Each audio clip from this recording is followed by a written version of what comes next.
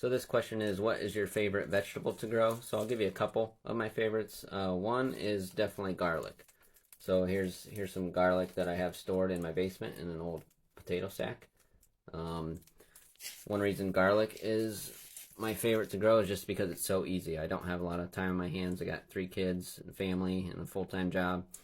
So garlic is just so easy and maintenance free. I plant it in the fall and I don't do anything to it. I don't water it. I don't fertilize it, and it comes up in the spring and I still don't do anything to it. And in July I harvest it and dry it out and store it in my basement, and it can be used in so many different ways.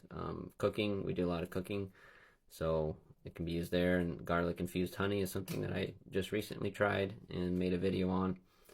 So garlic is definitely one of my favorites. Another favorite is simply lettuce for salads. Lettuce, I start that pretty early in the growing season because it likes colder weather, and it's very easy to germinate the seeds and grow. Start them indoors, and I transplant them outside.